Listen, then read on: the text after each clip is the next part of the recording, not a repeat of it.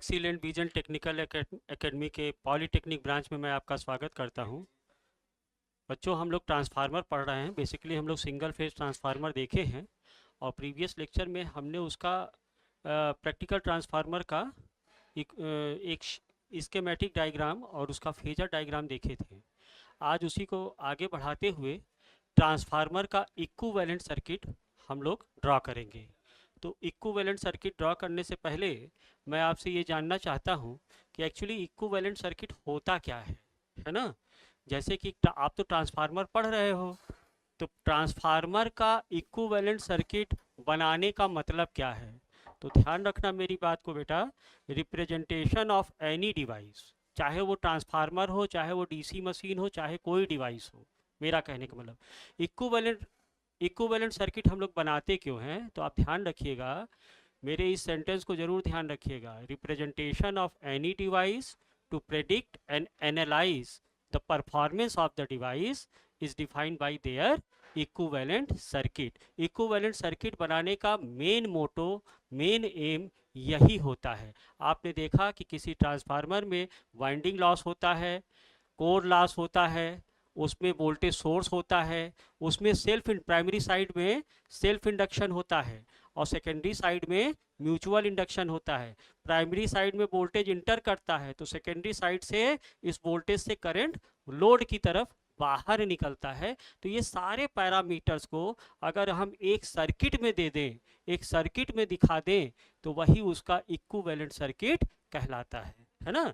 तो इसी equivalent circuit को हम लोग बनाने जा रहे हैं। तो चलिए शुरू करते हैं। What is equivalent circuit. अब डीसी मशीन के लिए भी आप यही समझिएगा, जब मैं आपको इंडक्शन मोटर पढ़ाऊंगा तो उसके लिए भी आप यही समझिएगा। तो सबसे पहले आप इक्विवेलेंट सर्किट को समझो मैं क्या कह रहा हूं। इक्विवेलेंट सर्किट,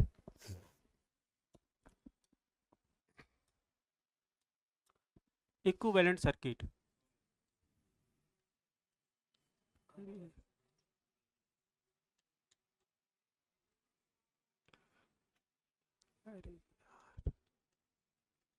इक्विवेलेंट सर्किट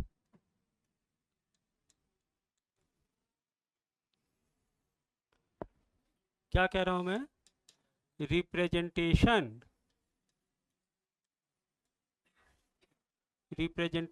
मेरे इस सेंटेंस को हमेशा याद रखना। अगर इंटरव्यू वगैरह में कहीं आपसे पूछ ले कि ट्रांसफार्मर का इक्विवेलेंट सर्किट होता क्या है, तो आप ऐसे ही बताइएगा, representation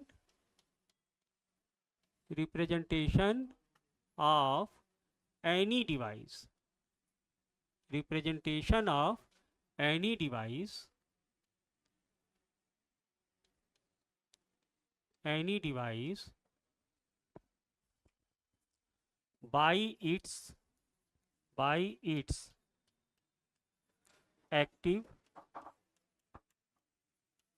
active and passive elements. आप जानते हो एक्टिव एलिमेंट्स और पैसिव एलिमेंट्स क्या होता है। कोई सर्किट जो है एक्टिव और पैसिव एलिमेंट से ही तो मिलकर बना होता है। तो representation of any device bye it's active and passive circuit elements,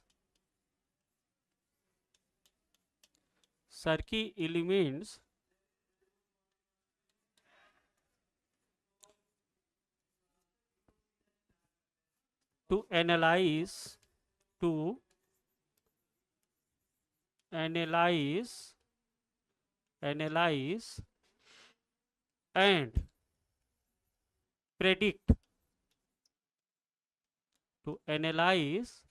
and predict, that device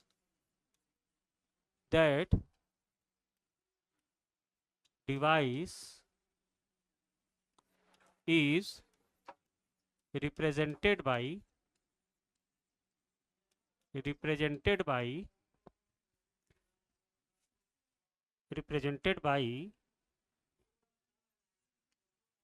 their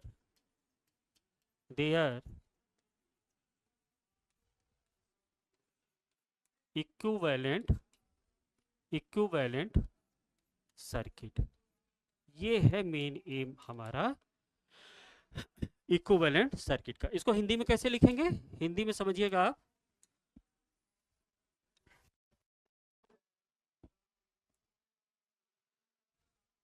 किसी किसी या इसको मैं नेक्स्ट पेज से कर देता हूं।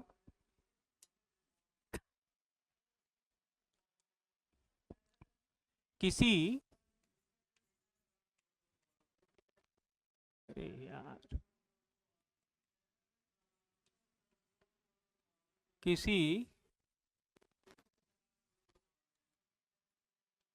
Electrical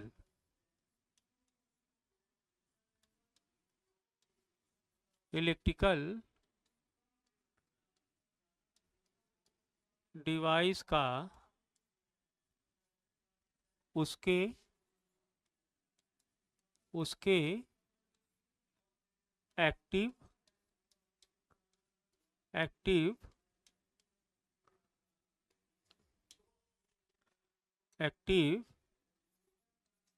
and passive passive circuit elements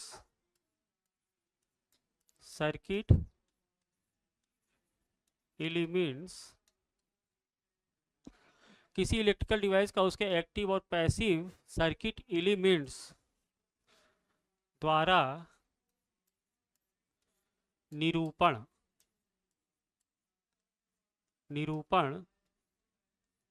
जिसके तहत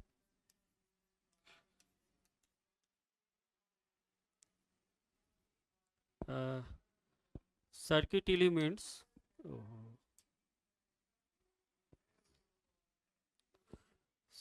एलिमेंट्स द्वारा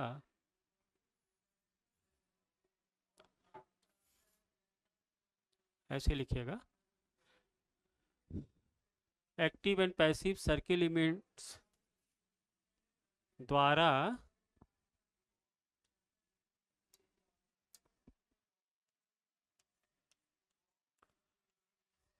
निरूपण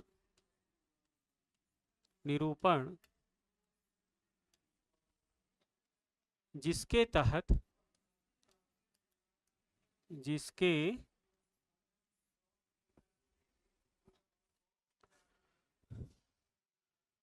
द्वारा हम सर्किट के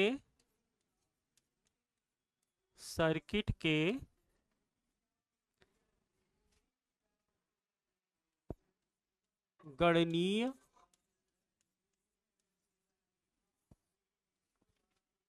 तथा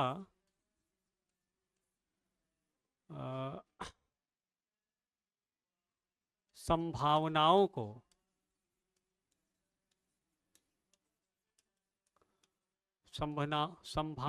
को प्रदर्शित करते हैं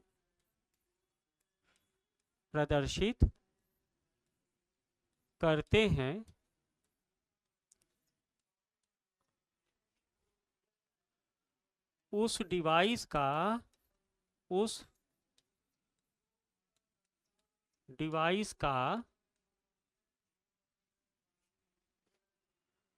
तुल्यकाली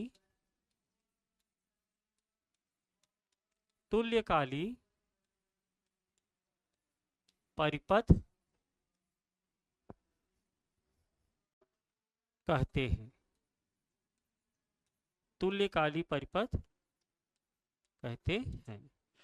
तो अभी तक जो भी हमारा वीडियो लेक्चर्स है, सबसे पहले हम लोग आइडियल ट्रांसफार्मर की तरफ बढ़े और आइडियल ट्रांसफार्मर से हम लोग प्रैक्टिकल ट्रांसफार्मर की तरफ गए।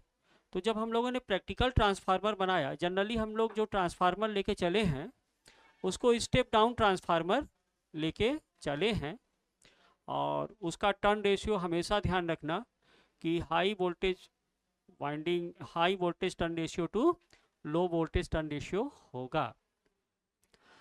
तो इसके आधार पे जो हमको स्कीमेटिक डायग्राम मिला था ट्रांसफार्मर का, मेरा प्रीवियस लेक्चर आप देखिएगा, वो कुछ इस प्रकार से मिला था बेटा, अगर आपको ध्यान हो।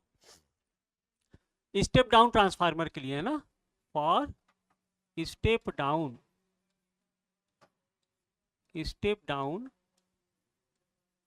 Transformer, step down transformer. ठीक, वो कुछ ऐसा मिला था। ये प्राइमरी वाइंडिंग रेजिस्टेंस, ये कौन सा रिएक्टेंस होगा, इस रिएक्टेंस को मैं क्या दिखाऊंगा, this is primary side leakage reactance. इसको आप JX1 पढ़िए, इसको R1 पढ़िए। उसके बाद ये मेरा कपलिंग अरेंजमेंट हो गया, इस तरह से आया था ना, ये मेरा कपलिंग अरेंजमेंट हो गया। अब ये सेकेंडरी साइड के लिए एक मैग्नेटिक वाल यहाँ दिखाऊंगा। ठीक, उसके बाद ये मेरा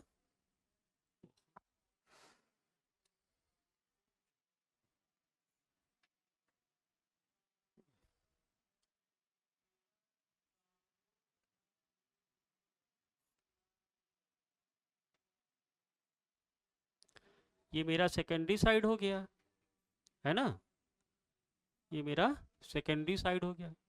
सेकेंडरी साइड का लीकेज रिएक्टेंस जिसको आप JX2 बोलते हो, है ना, और सेकेंडरी साइड का रेजिस्टेंस ड्रॉप, ये मेरा लोड है, ये मेरा लोड है। और डॉट कन्वेंशन इसका कैसे लिया था मैंने, अगर आपको ध्यान हो तो ये डॉट कुछ ऐसे लगेगा, इस तरह से, है ना, एक से करंट इंटर करेगी तो दूसरे से करंट लीव करेगी। ये ट्रांसफार्मर की प्रॉपर्टी है, यही ट्रांसफार्मर की प्रॉपर्टी है। तो ये मेरा लोड है,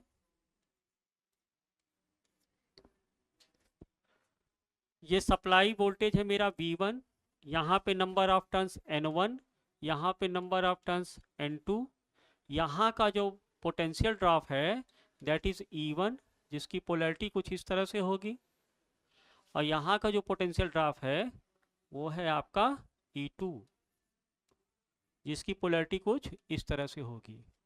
ये लोड का वोल्टेज है जिसको मैंने V2 से दिखाया है, और इसकी पोलैरिटी भी इस तरह से होगी, ये टर्मिनल पॉजिटिव और ये टर्मिनल नेगेटिव होगा। यहाँ तक मैं आपको बता चुका हूँ। ये सेकेंडरी साइड का, लोड साइड का लीकेज रिएक्टेंस JX2 है, और ये लोड साइड के वाइंडिंग का रेजिस्टेंस R2 है। तो ये किसी ट्रांसफार्मर का एक स्कीमेटिक डायग्राम हो गया, स्कीमेटिक डायग्राम हो गया, जो इसके वर्किंग प्रिंसिपल, इसको मैंने फेजर डायग्राम से भी आपको प्रदर्शित करके दिखाया था स्टेप डाउन ट्रांसफार्मर के लिए। मैंने कहा था कि स्टेप अप ट्रांसफार्मर के लिए भी आप लोग बनाना, है ना, और लैगिंग लोड और लीडिंग लोड को जैसा प्रिंसिपल है इसका उसके आधार पे आप लोग बना सकते हैं। मैंने step down transformer lagging load के लिए आपको दिखाया था, है ना, फेजर डायग्राम बना के। तो अगर मैं ये कहूँ कि क्या ये ट्रांसफार्मर का इक्विवेलेंट सर्किट है, तो नहीं जी, इक्विवेलेंट सर्किट के लिए एक कंप्लीट क्लोज्ड पाथ होना चाहिए। लेकिन आपको मैंने बताया था कि ट्रांसफार्मर का ये वाला जो पोर्शन होता है, ये वाला जो पोर्शन होता है, ये आइडियल ट्रांसफार्मर को रिप्रेजेंट करता है। This portion is represented by ideal transformer, जहां प्राइमरी में टर्न्स N1 है और सेकेंडरी साइड में टर्न्स N2 है। चूंकि N1 और N2 में लार्ज डिफरेंस है, तो यहाँ पे एक म्यूचुअल इंडक्शन के कारण पावर तो ट्रांसमिट हो जा रही है, लेकिन यहाँ पे एक क्लोज्ड पाथ नहीं बना रहा है, इसलिए हम इसको इक्विवेलेंट सर्किट नहीं दिखा सकते हैं। तो हम क्या काम करें कि ये सर्किट पूरा क्लोज्ड हो जाए। तो ये इस सर्किट को क्लोज बनाने के लिए देखिए हम करते क्या हैं, बहुत ध्यान से समझना। ये जो सेकेंडरी साइड के पैरामीटर्स है ना, इस सेकेंडरी साइड्स के पैरामीटर को प्राइमरी साइड ले जाते हैं, और इस मैग्नेटिक वाल, ये जो मैग्नेटिक वाल आइडियल ट्रांसफार्मर में दिखा रहा है, इस मैग्नेटिक वाल को हमको रिड्यूस करना पड़ेगा, तब कहीं जाके एक क्लोज्ड पाथ हमको मिलेगा, और उस क्लोज्ड पाथ को ही हम इसका तुल्यकाली परिपथ या इक्विवेलेंट सर्किट नाम देंगे, और उसी से हम इसके सारे सीरीज ब्रांच पैरामीटर्स और शंट ब्रांच पैरामीटर्स को एनालाइज भी कर सकते हैं और उसको प्रेडिक्ट भी कर सकते हैं। प्रेडिक्ट का मतलब कि भाई उसके लॉसेस क्या होंगे, उसकी दक्षता क्या होगी, सारे पैरामीटर्स अगर हम निकाल लेते हैं बेटा, तो ये सब चीज़ें हम निकाल लेंगे ना। और आप वोल्टेज रेगुलेशन भी इसी तरह से निकाल सकते हैं, लॉसेस भी निकाल सकते हैं ना, सारे पैरामीटर्स आप उस इक्विवेलेंट सर्किट से निकाल सकते हैं। तो इक्विवेलेंट सर्किट बनाने का मतलब ही यही हुआ कि to analyse and predict the performance of that device. In this case our device is transformer, single phase transformer का हम इक्विवेलेंट सर्किट बनाने जा रहे हैं। तो देखिए करें क्या, आपको पता है पिछले लेक्चर में भी देखिएगा कि जो मैंने इसका इक्विवेलेंट सर्किट बनाया और इसका फेजर डायग्राम बनाया, तो उससे हमको क्या क्या रिलेशंस मिले थे। देखो ये करंट है I1। अब I1 करंट में क्या क्या होता है, I1 करंट में आपको मैंने बताया था कि ये जो I1 करंट है, ये I1 current I0 plus I2 dash के बराबर होता है, I2 डैश के बराबर होता है। जहां I2 डैश क्या है, I2 डैश मेरा सेकेंडरी करंट है। देखो ये करंट मेरा I2 डैश है बेटा, यहाँ तो I2 है, लेकिन अगर मैं इसको रिफर टू प्राइमरी समझूं तो ये I2 डैश बन जाता है। स्टेप डाउन के केस में इसी I2 डैश का मान आपने देखा था कितना निकल के आया था, I2/A के बराबर आया था, जो कि I1। अगर ये आइडियल ट्रांसफार्मर होता तो उतना करंट इसको देना पड़ता जब आपने लोड लगाया था, है ना। तो ये सारी विधाओं के लिए आपके पास क्या क्या रिलेशन निकला बेटा, जरा रिलेशन देख लो। आपको रिलेशन कुछ इस तरह से मिले थे, सर्किट से सब कुछ क्लियर है बेटा, कुछ याद करना नहीं है। आपको रिलेशन मिला था, देखो E2 की वैल्यू क्या होगी इस सिमेट्रिक डायग्राम में, E2 is equal to V2 plus I2 plus, sorry plus कह रहा हूं, I2 R2 प्लस JX2। बोलो बेटा बात सही है। E2 is equal to V2 plus I2 R2 plus JX2 होगा कि नहीं होगा, ये सब फेजर फॉर्म में है बेटा। अगर मैं ये लगाना भूल जाऊं, इसके ऊपर बार लगाना भूल जाऊं, आप ये समझिएगा कि सब ये फेजर फॉर्म में लिखा हुआ है, सब ये फेजर फॉर्म में लिखा हुआ है, क्लियर ना। Voltage, current, impedance, resistance, reactance सब वोल्टेज फॉर्म में डिफाइंड है। अच्छा फिर यहां से क्या मिला आपको, जो E1 है, E1 is equal to, phasor diagram देखना मेरा, A टाइम्स ऑफ E2 है कि नहीं है ना, A टाइम्स ऑफ E2 है, फेजर डायग्राम से A टाइम्स ऑफ E2 है। कहने का मतलब स्टेप डाउन ट्रांसफार्मर, अगर यही स्टेप अप ट्रांसफार्मर होता तो प्राइमरी साइड का इंड्यूस वोल्टेज सेकेंडरी साइड के इंड्यूस वोल्टेज का ट्रांसफॉर्मेशन रेशो से आप वहां भाग दे देते बेटा। इसका मैं तरीका बताऊंगा, है ना। तो ये बहुत इजीएस्ट वे है, इस तरह से आपको चलना है। चूंकि स्टेप डाउन ट्रांसफार्मर लिया है तो प्राइमरी साइड, सोर्स साइड का जो इंड्यूस इलेक्ट्रोमोटिव होगा वो लोड साइड के इंड्यूस इलेक्ट्रोमोटिव से ज्यादा होगा, इसलिए इसको ट्रांसफॉर्मेशन रेशियो से मल्टीप्लाई कर दिया हमने। स्टेप अप ट्रांसफार्मर के केस में ये कम होता तो ट्रांसफॉर्मेशन रेशियो से मैं इसको भाग दे देता, है ना। तो इस सब चीजों इसी तरीके से करना है बेटा, नहीं तो मैं देख रहा हूं कि बच्चे जो है ये सब निकालने में बहुत कंफ्यूज होते हैं, ये कंफ्यूजन आपके दिमाग में नहीं रहना चाहिए। तो इसको आप इक्वेशन 1 मान लीजिए, मान लो मैं इसको 1 मान लेता हूं, इतनी आइडेंटिटी मिली है मुझे, और ये मेरा इक्वेशन 2 है, ठीक। और क्या मिला मुझे, और क्या मिला, I2 dash is equal to I2/A। Previous lecture में देखना, इसी को कहते हैं secondary side current referred to primary, है ना। फिर मुझे क्या मिला, जो प्राइमरी साइड की करंट है I1, ये किसके बराबर है, no load current plus I2 dash के बराबर है बेटा, I2 डैश के बराबर है। तो जब I1 आपने निकाल लिया, suppose this is your equation number 3 and this is your equation number 4, ठीक ना। तो जब आपने I1 निकाल लिया तो सप्लाई वोल्टेज कितना हो जाएगा, V1 is equal to E1 plus I1 plus, sorry plus क्या है, आज प्लस क्यों आ जा रहा है दिमाग में, I1 R1 plus Jx1 just KVL है बेटा, KVL लगा दो सब में, है ना। तो ये हो जाएगा आपका इक्वेशन नंबर 5। इतनी आइडेंटिटीज आपको मिल चुकी हैं, इतने के बारे में आइडेंटिटीज मिल क्या चुकी है, इसको रटना नहीं बेटा, ये तो होगा ही ना किसी ट्रांसफार्मर के लिए। अगर आप ट्रांसफार्मर का वर्किंग प्रिंसिपल पढ़ लिए हो, आपको अच्छे से समझ में आ गया है, तो इसको रटने की जरूरत क्या है। आप सीधे सीधे बोलोगे कि किसी प्रैक्टिकल ट्रांसफार्मर में ये चीजें होंगी, है ना।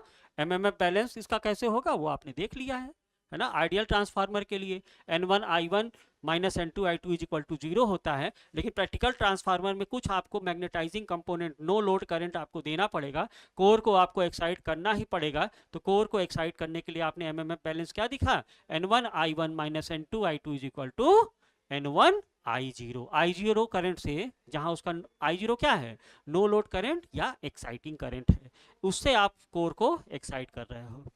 उसके भी दो ब्रांच होते हैं। I0 के कितने ब्रांच हो रहे हैं भाई, I0 को आप कैसे डिफाइन कर रहे हो, I0 की जो वैल्यू है वो IM प्लस IC है, और IM क्या है, हर एक चीज को मैंने डिफाइन किया है, मैग्नेटाइजिंग करंट ऑफ ट्रांसफार्मर, या आप कह सकते हो कि magnetising component of exciting current और नो लोड करंट। उसी तरह IC क्या होगा, IC आपका core loss component of current है, कोर में कितना लॉस हो रहा है, उस लॉस की वजह से कोर में कितना करंट जा रहा है, वो आपका कोर लॉस कंपोनेंट कहलाता है। तो इसका मुझे इक्विवेलेंट सर्किट बनाना है, और आप देख रहे हो कि ये जो मैग्नेटिक वाल बीच में है ड्यू टू म्यूचुअल इंडक्शन, इसको मुझे कम कराना पड़ेगा। तो देखो यहाँ पे जरा समझिए, यहाँ पे N1 टर्न्स हैं, यहाँ पे N2 टर्न्स हैं। आप क्या काम करिए, ऐसे इक्विवेलेंट सर्किट बनाया जाएगा, है ना। तो जो तरीका बता रहा हूं उसको बहुत ध्यान से समझना। आप इक्वेशन 1 को देखो, इस इक्वेशन को देखो बेटा, इस इक्वेशन को देखो। अब ये इक्वेशन क्या कह रहा है, from equation 1 from equation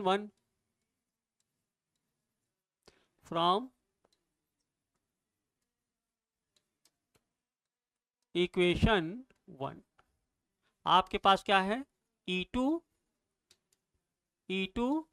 is equal to V2 plus I2 R2 plus JX2, यही तो है।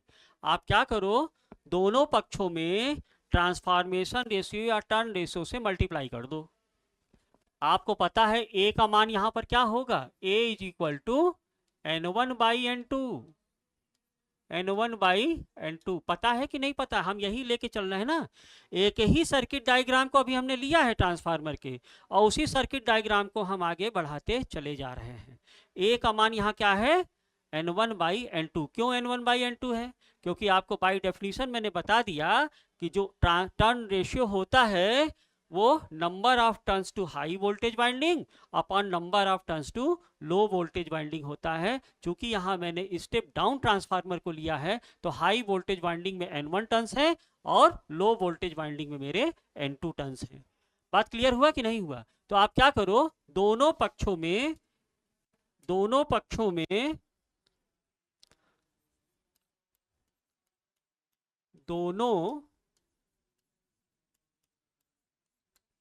में A से गुणा करने पर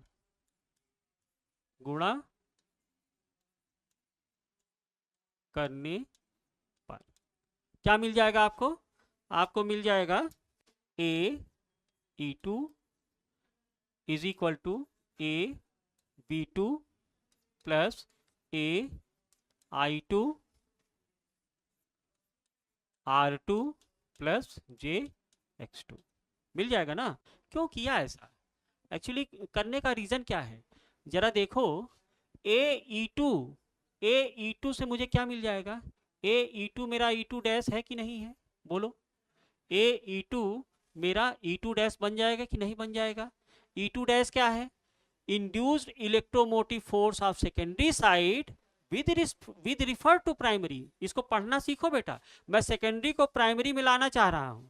तो E2 डैश क्या होगा, E2 डैश होगा मेरा A E2, और इसको क्या पढ़ेंगे induced electromotive force, induced electromotive force on secondary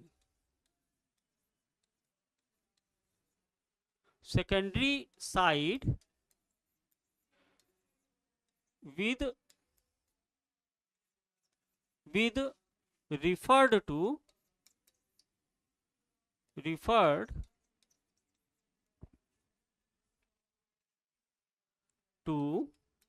primary. कहने का मतलब जहां जिस क्वांटिटी में आप डैश लगा दोगे वो refer to one with respect to second ऐसे हो जाएगी, या refer to two with respect to one, ऐसे इस तरह से पढ़ा जाएगा, है ना। मान लो मैं कह देता यहाँ पे E1 डैश, तो उसको आप क्या पढ़ते, induced electromotive force of primary side with refer to secondary side, तब आप ऐसा पढ़ते। तो डैश का मतलब बेटा यहाँ पे यही होगा। बात समझ में आ रहा है? तो ये मुझे मिल गया, और इसी को मैं क्या कह सकता हूं, इसी को मैं E1 कह सकता हूं। क्यों? देखो ध्यान समझना, ये मेरा प्रैक्टिकल ट्रांसफार्मर का स्कीमेटिक डायग्राम है किसी सिंगल फेज ट्रांसफार्मर के लिए। अब यहाँ पे N1 टर्न्स है और यहाँ पे N2 टर्न्स है, इसके बीच में एक मैग्नेटिक वाल है। इसका मतलब ये हुआ कि यहाँ पे दो सर्किटरी बन रही है, एक प्राइमरी साइड की सर्किटरी बन रही है और एक दूसरी साइड सेकेंडरी साइड की सर्किटरी बन रही है। अगर आप सेकेंडरी साइड सर्किटरी से ये पूछिए कि क्यों भाई प्राइमरी साइड का E1 कितना है, या प्राइमरी साइड का रेजिस्टेंस कितना है, या प्राइमरी साइड में कितना करंट फ्लो कर रहा है, तो ये क्या बोलेगा? ये तो यही बोलेगा ना कि मुझे तो कुछ पता ही नहीं है। क्यों नहीं पता है? क्योंकि मेरे बीच में तो एक मैग्नेटिक वाल है, एक दीवार रखा हुआ है, इस दीवार की वजह से मुझे तो वहां कुछ दिखाई ही नहीं दे रहा है। उसी तरह अगर प्राइमरी साइड के सर्किट से ये पूछा जाए कि भाई सेकेंडरी साइड के पैरामीटर्स आपको पता चल पा रहे हैं, तो वो क्या कहेगा, मुझे तो कुछ दिखाई नहीं दे रहा है। क्यों नहीं दिखाई दे रहा है? क्योंकि मेरे बीच में तो एक दीवार है। अब इस दीवार की वजह से इनको ना सेकेंडरी साइड को प्राइमरी पैरामीटर्स कुछ पता चल पाएगा, ना प्राइमरी साइड को सेकेंडरी पैरामीटर्स कुछ पता चल जाएगा। तो मैंने किया क्या, आप यहाँ ध्यान से देखिए, ये किसकी वजह से हो रहा है? इन दोनों के वोल्टेज डिफरेंस की वजह से ही हो रहा है ना, N1 और N2 टर्न्स की वजह से ही हो रहा है ना। खुदा ना खास्ता अगर इस प्राइमरी साइड में भी N1 टर्न्स हो जाए और सेकेंडरी साइड्स में भी N1 ही टर्न्स हो जाए, कहने का मतलब प्राइमरी साइड और सेकेंडरी साइड या हाई वोल्टेज साइड या लो वोल्टेज साइड के नंबर ऑफ टर्न्स सेम हो जाएं, तो जब नंबर ऑफ टर्न्स सेम हो जाएंगे तो इस साइड का पोटेंशियल और इस साइड का पोटेंशियल कुछ एक जैसा हो जाएगा कि नहीं हो जाएगा? उस दशा में यहाँ का जो पोटेंशियल होगा वो सेकेंडरी साइड्स को क्यों? क्योंकि भाई यहाँ का तो पोटेंशियल इक्विवेलेंट पोटेंशियल हो गया ना। तो जब इक्विवेलेंट पोटेंशियल हो गया तो कुछ कुछ अब सेकेंडरी साइड को समझ में आने लगेगा कि प्राइमरी साइड में क्या हो रहा है, और प्राइमरी साइड को भी समझ में आने लगेगा कि एक्चुअल में सेकेंडरी साइड में क्या हो रहा है। तो किसी ट्रांसफार्मर का जब इक्विवेलेंट सर्किट आप बनाओगे तो उसमें क्या करेंगे आप, या तो सेकेंडरी को प्राइमरी साइड में रिफर्ड कर दो, वो सर्किट कहलाएगा equivalent circuit of secondary side referred to primary side. या आप ऐसा भी कर सकते हो कि प्राइमरी साइड के जितने भी एलिमेंट्स हैं उसको सेकेंडरी साइड में शिफ्ट करा दो। तो सेकेंडरी साइड में जब शिफ्ट कराओगे तो आप कहोगे equivalent circuit of single phase transformer of primary side referred to secondary side. तो इन दो तरह से किसी ट्रांसफार्मर का आप इक्विवेलेंट सर्किट बना सकते हो।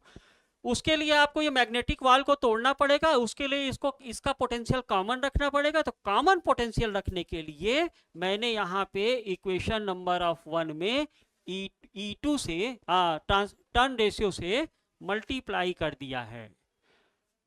इससे आपको क्या मिल गया, E1 बराबर E2 डैश, जहां E2 डैश क्या है, induced electromotive force of secondary side referred to primary side, जो कि E1 के ही बराबर है, जो कि किसके बराबर है, E1 के ही बराबर है। तो जरा इस सर्किट से आप देखो आपको क्या मिल जाएगा, आपको मिल जाएगा E1 E1 is equal to E1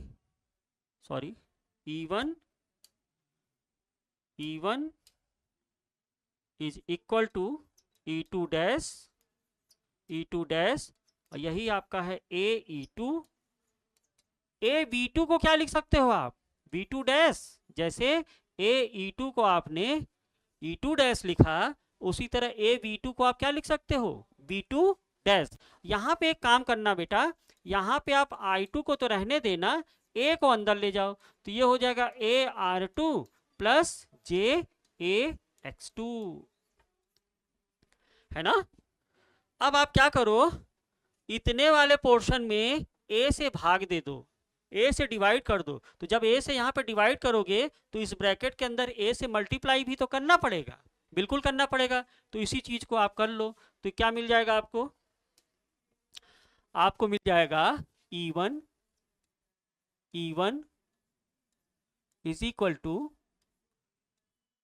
E2 dash is equal to AE2 is equal to V2 dash plus I2 by A। तो अंदर क्या हो जाएगा?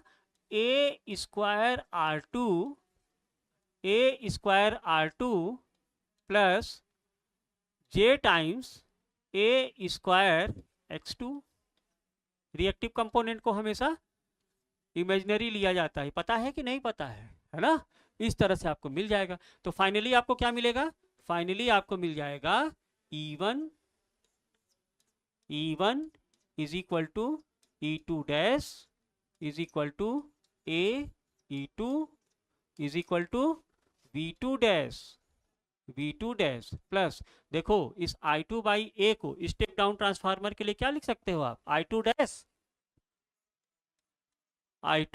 डैश और A स्क्वायर R2 को आप रिप्लेस कर दो R2 डैश से,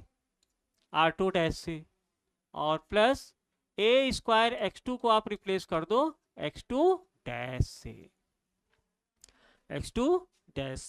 तो सारे parameters V2 dash, I2 dash, R2 dash, X2 dash, ये सारे कंपोनेंट्स जो वोल्टेज और करंट और इम्पीडेंसेस या रिएक्टेंस के हैं, ये सब आपके क्या हो जाएंगे? Secondary with respect to primary, secondary with referred to primary. यानी अगर इस R2 को आपको प्राइमरी साइड में लेना है तो ये R2 डैश बन जाएगा, और R2 डैश की वैल्यू कितना होगा? A square R2। जो सेकेंडरी साइड का रेजिस्टेंस है उसको आप टर्न रेशो के स्क्वायर से आपको मल्टीप्लाई करना पड़ेगा। तो इसका अगर मैं secondary with refer to primary लेना चाहता हूं, क्या कह रहा हूं मैं? यहीं पे ध्यान दे लो, secondary with refer to primary, secondary short में सेकेंडरी विद, ऐसे ही बोला जाता है, रिफर्ड टू प्राइमरी बोलूंगा तो क्या हो जाएगा? आपका हो जाएगा B2 dash is equal to AB2, ठीक, R2 dash is equal to A square R2, X2 dash क्या हो जाएगा? A square X2। उसी प्रकार I2 डैश क्या मिल रहा है? I2 डैश आपका हो जाएगा I2 बाई A, ध्यान रखना। और E2 डैश क्या मिल जाएगा? E2 डैश को आप रिप्लेस करोगे AE2 से। ध्यान रहे कि जो भी वोल्टेज वाले टर्म है उसमें A से, अब यहां ध्यान देना बेटा कि A से मल्टीप्लाई कर रहे हो, क्यों? जब ये स्टेप डाउन ट्रांसफार्मर है। अगर यही स्टेप अप ट्रांसफार्मर होता तो यहाँ पे आप A से डिवाइड कर रहे होते, यहाँ पे आप A से मल्टीप्लाई कर रहे होते। तो एक्चुअली याद कुछ नहीं करना है, रटना नहीं है, लेकिन आप थोड़ा सा इसको ध्यान रखो कि अगर मैंने ये कंडीशंस लिया तो A और A स्क्वायर के पैरामीटर से या तो गुणा कर दिया जाएगा या तो भाग दे। स्टेप डाउन ट्रांसफार्मर में रिफर टू प्राइमरी अगर आप जा रहे हैं तो वोल्टेज टर्म को A से मल्टीप्लाई कर दो, करंट टर्म्स को A से डिवीजन कर दो, और जितने भी रेजिस्टेंसेज या इम्पीडेंसेज हैं उसको A स्क्वायर से मल्टीप्लाई कर दो, है ना। ये किया जाएगा। तो इस केस में जो आपका जो सीमेट्रिक डायग्राम ऑफ ट्रांसफार्मर है उस ट्रांसफार्मर का इक्विवेलेंट सर्किट आपको कुछ इस तरह से मिल जाएगा कि आप उसका इक्विवेलेंट सर्किट बना लो। तो जब ये काम आप कर दोगे, ये काम आप कर दोगे, तो आपने क्या दिखा दिया एक्चुअली, आपने दिखा दिया कि जब अब मेरे प्राइमरी साइड के जो भी टर्न्स हैं और सेकेंडरी साइड के जो भी टर्न्स हैं, वो दोनों अब नंबर ऑफ टर्न्स क्या हो गए, मेरे बराबर हो गए। तो जब मेरे number of turns primary side और सेकेंडरी साइड के बराबर हो गए, तो अब मेरा सर्किट डायग्राम कैसा बन जाएगा, जरा देखो। अब मेरा सर्किट डायग्राम कुछ इस तरह से बन जाएगा, बहुत ध्यान से देखना। ये मेरा सप्लाई वोल्टेज है, वाइट सुना है, देखो ये मेरा सप्लाई वोल्टेज है, ये मेरा लीकेज रिएक्टेंस है प्राइमरी साइड का,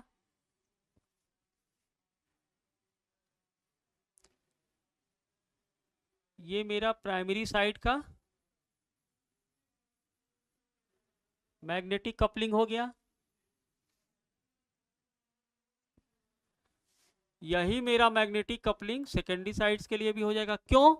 क्योंकि नंबर ऑफ टर्न्स अब समान हो गए हैं।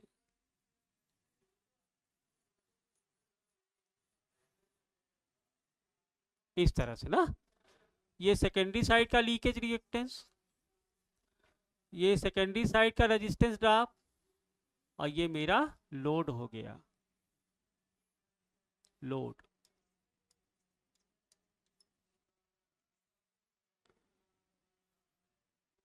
ठीक, ये है सप्लाई वोल्टेज V1, ठीक ना, इसकी पोलैरिटी कुछ इस तरह से जाएगी।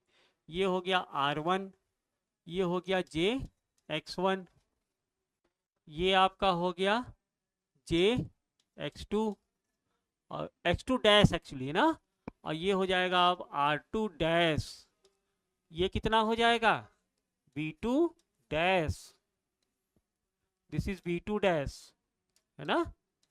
ध्यान से समझो, बहुत मतलब वाली चीजें हैं ये। अब देखो क्या हो रहा है, डॉट पोलैरिटी ऐसे ही दिखाओगे, यहां से करंट इंटर कर रही है I1, I1 is equal to I0 plus I2 dash, ठीक ना बेटा। और ये I2 डैश करंट चली जा रही है यहां पर सेकेंडरी साइड, बाकी सब करंट I0 कोर को एक्साइट करने में चला जा रहा है। You got my point. तो यहाँ पे क्या हो जाएगा, देखो यहाँ समझो, अब जो नंबर ऑफ टर्न्स हैं अब वो बराबर हैं, यानी प्राइमरी साइड में अगर N1 टर्न्स है तो सेकेंडरी साइड्स में भी कितने टर्न्स होंगे, N1 टर्न्स ही तो होते हैं। और आप ये भी जानते हो कि किसी ट्रांसफार्मर का वोल्टेज पर टर्न हमेशा नियतांक होता है, वोल्टेज पर टर्न हमेशा कांस्टेंट होता है। तो यहाँ का जब आपने वोल्टेज लिया प्राइमरी साइड का, वो तो E1 ही रहेगा ना। चेंजेस किस में कर रहे हो, चेंजेस आप सेकेंडरी साइड में कर रहे हो, तो सेकेंडरी साइड का इंड्यूस वोल्टेज कितना हो जाएगा, उसी को आप कह रहे हो E2 डैश, उसी को आप क्या कह रहे हैं, E2 डैश कह रहे हैं। और यही E2 डैश E1 के बराबर है, जिसका वैल्यू कितना ले लिया है आपने, AE2, इसी का वैल्यू आपने ले लिया है AE2, है ना। तो अब जो आपका सिमेट्रिक डायग्राम, जो आपका ट्रांसफार्मर का सर्किट था, अब अगर आपने ये काम करा दिया, यानी E2 को E2 डैश बना दिया, R2 को R2 डैश बना दिया सेकेंडरी साइड में, I2 को I2 डैश बना दिया, कैसे बना दिया मैंने अभी आपको दिखाया। तो ये सारे पैरामीटर जब आप सेकेंडरी में चेंज कर दोगे ना, तो ये जो मैग्नेटिक कपलिंग का E1 और E2 है, इन दोनों का इंड्यूस्ड इलेक्ट्रोमोटिव फोर्स अब बराबर हो जाएगा। क्यों बराबर हो जाएगा, क्योंकि इनके नंबर ऑफ टर्न्स अब बराबर हो गए। लेकिन क्या ये एक इलेक्ट्रिक सर्किट को परफॉर्म करेगा अभी भी, क्या ये एक इलेक्ट्रिक सर्किट बना रहा है। इलेक्ट्रिक सर्किट बनाने के लिए बेटा अभी भी देखो, इसमें मैग्नेटिक वाल तो है ना, इनके बीच में एक गैपिंग है ना, उस गैपिंग की वजह से क्या इसमें एक कॉमन करंट फ्लो कर सकता है क्या, जी नहीं, अभी भी इसमें कॉमन करंट फ्लो नहीं करेगा। कॉमन करंट फ्लो कराने के लिए आपको इसको क्लोज करना पड़ेगा। तो मैं एक काम करता हूं, मैं क्या काम करता हूं, मैं इसके नीचे वाले साइड को, ये जो रेफरेंस है ना, इसको रेफरेंस माना है ना, तो इसके नीचे वाले साइड्स को मैं क्लोज कर देता हूं और देखता हूं कि इन दोनों तारों को मिलाने से क्या होगा। ध्यान देना बेटा कि ट्रांसफार्मर एक मैग्नेटिक कपलिंग डिवाइस है। आप प्राइमरी साइड को एक्साइट कर रहे हो ना, तो प्राइमरी साइड को एक्साइट करने से सेकेंडरी साइड पे अगर आप कोई वाइंडिंग छुओगे तो आपको झटका नहीं लगेगा। ये मैं कोट ट्रांसफार्मर की बात कर रहा हूँ, ऑटो ट्रांसफार्मर की बात नहीं कर रहा हूँ, क्योंकि वहां तो मैग्नेटिक कपलिंग है, सेकेंडरी का एक सेपरेट सर्किट है। लेकिन इक्विवेलेंट सर्किट में दिखाने के लिए मैंने क्या काम किया कि इसके ज्वाइंट्स को मैंने जोड़ दिया। अब जब इसके ज्वाइंट्स को मैंने जोड़ दिया तो आप देखिएगा कि इसमें जो नंबर ऑफ टर्न्स हैं वो N1 है और इसमें भी नंबर ऑफ टर्न्स N1 ही है। तो अगर मैं नीचे से रिफरेंस से ऊपर की तरफ जाऊं तो यहाँ का पोटेंशियल है E1 और यहाँ का पोटेंशियल क्या है, यहाँ का पोटेंशियल है E2 डैश, जो कि E1 के ही बराबर है, जो कि E1 के ही बराबर है। बेटा क्या ये बात समझ में आ रही कि नहीं? यानी इस ब्रांच का विभवांतर या पोटेंशियल डिफरेंस इस ब्रांच के पोटेंशियल डिफरेंस के बराबर है। तो जब यहाँ का पोटेंशियल और यहाँ का पोटेंशियल बराबर है तो क्या मैं इसको इक्वि पोटेंशियल सरफेस या सम विभव पृष्ठ की तरह इसको समझ में सकता हूँ? बिल्कुल समझ सकता हूँ। यहाँ का पोटेंशियल यहाँ का पोटेंशियल इक्वि पोटेंशियल सरफेस बना रहा है, तो मैं इसको भी ज्वाइंट कर दूं, क्योंकि E1 is equal to E2 dash हो गया, E1 is equal to E2 dash हो गया और यही E1 के बराबर है। तो जब N1 टर्न्स जब मैं ये एनालिसिस में लूंगा तो ये पोटेंशियल दोनों बराबर हो गया। तो आप देख रहे हैं कि ये सम विभव पृष्ठ बना रहा है, इक्वि पोटेंशियल सरफेस बना रहा है, तो ये as a short circuit behave करेगा। क्योंकि दोनों का पोटेंशियल समान है तो शॉर्ट सर्किट बिहेव करेगा। आप ये चीज व्हीट स्टोन ब्रिज में भी तो देखते हो। व्हीट स्टोन ब्रिज में जहां आप गैल्वेनोमीटर लगाते हो उसको चाहे शॉर्ट कर दो चाहे ओपन कर दो, उन दोनों टर्मिनल्स के बीच का इक्वि पोटेंशियल डिफरेंस तो जीरो ही होगा ना बेटा, क्योंकि दोनों सम विभव पृष्ठ बना रहे हैं। चाहे आप उसको शॉर्ट कर दीजिए और चाहे आप उसको ओपन कर दीजिए। व्हीट स्टोन ब्रिज में आपने देखा होगा, वही चीज तो यहाँ पर भी हो रहा है कि ये इक्वि पोटेंशियल सरफेस बना रहा है। तो चूंकि ये as a short circuit behave करेगा तो दोनों साइड का टर्मिनल्स आपका क्या हो जाएगा, कॉमन हो जाएगा, कॉमन हो जाएगा। अब देखो, अब इसने मैग्नेटिक वाल को चीर दिया, मैग्नेटिक वाल को इसने समाप्त कर दिया। तो जब मैग्नेटिक वाल को इसने समाप्त कर दिया तो अब ये एक क्लोज्ड पाथ बनाएगा बेटा, बिल्कुल बनाएगा। अब ये एक क्लोज्ड पाथ मेरा बना देगा। तो अब फाइनली मेरा सर्किट कैसा हो जाएगा जरा देखो तो। अब सर्किट मेरा कुछ इस तरह से बन जाएगा। देखो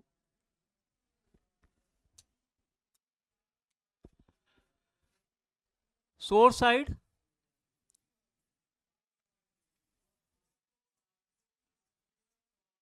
अच्छा देखो यहाँ पे देखिएगा, अब ये जनरल सेंस की बात है बेटा कि जब भी आप ट्रांसफार्मर का इक्विवेलेंट सर्किट बनाने जाइए, रेजिस्टेंस देखो मैंने बहुत छोटा दिखाया है और reactive drop leakage reactance drop को मैंने कुछ ज्यादा कुंडलियों से दिखाया है। क्यों दिखाया है, क्यों दिखाया है? ये बहुत इंपॉर्टेंट टर्म्स है, क्योंकि आप जानते हो कि किसी ट्रांसफार्मर में रिएक्टिव कंपोनेंट लीकेज रिएक्टेंस का मान हमेशा रजिस्टिव ड्रॉप से हमेशा ज़्यादा होता है। उनका रेशियो मैंने आपको बताया था, tan थीटा x/r रेशियो होता है ना, तो x/r रेशियो का मान जो है वो 4 के बराबर होता है। तो इसलिए इस कंपोनेंट को ज़्यादा दिखाया जाता है। फेजर डायग्राम में भी जब आप रिएक्टिव खींचते हो तो IR ड्रॉप से लगभग 4 टाइम्स उसको बड़ा दिखाया करो। अब ये इसके लिए आप ये नहीं है कि आप स्केल लिया और नाप के तो 4 टाइम्स खींच रहे हो, वो लगना चाहिए, वो लगना चाहिए, वो सेंस होता है, वहीं से समझ में आता है कि आपने ट्रांसफार्मर कितना पढ़ा है ना। अब इसको आप ज़्यादा टर्न्स दे दो, ज़्यादा रजिस्टेंस बना दो, कुछ इस तरह से रजिस्टेंस बना दिया ये, और रिएक्टेंस को दिखा रहे हो ऐसे, बस। तो यहीं से समझ में आ जाता है कि आपके ट्रांसफार्मर के बारे में कितना सेंस है। मेरी बात समझ रहे हो ना बच्चों? तो इस चीज का आप ध्यान रखिएगा, ये हमेशा कम और ये हमेशा ज्यादा दिखाया जाता है।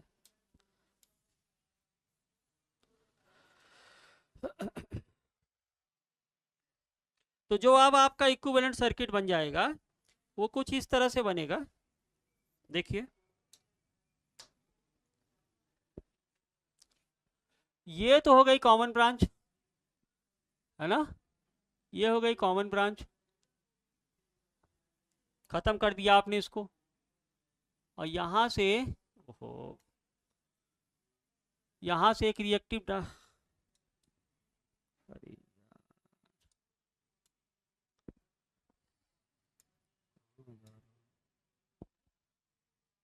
यहाँ से आप रिएक्टिव ड्राफ्ट दिखाओगे सेकेंडरी साइड का, ठीक ना, फिर रजिस्टिव ड्राफ्ट दिखाओगे और फिर आप लोड पे आ जाओगे। ये आपका लोड हो गया। अब ये आपका कॉमन ब्रांच है, लेकिन आप जानते हो कि ट्रांसफार्मर के प्राइमरी साइड पे कुल कितना करंट जा रहा है, I1 is equal to I0 plus I2 dash. बेटा यही तो है, ये है आपका R1 प्राइमरी साइड का और ये आपका है JX1। यहां से जो करंट जाएगी ये तो आपका I2 डैश है, I2 डैश है, बात समझ रहे कि नहीं। ये आपका JX2 डैश है, रिफर टू प्राइमरी। ये आपका R2 डैश बन जाएगा, रिफर टू प्राइमरी। ये आपका V2 डैश बन जाएगा, लोड का वोल्टेज, ठीक।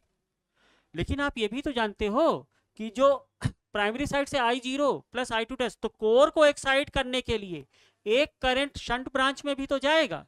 और आप जानते हो कि किसी कोर का जो आयरन लॉस होता है वो वोल्टेज डिपेंडेंट होता है बेटा।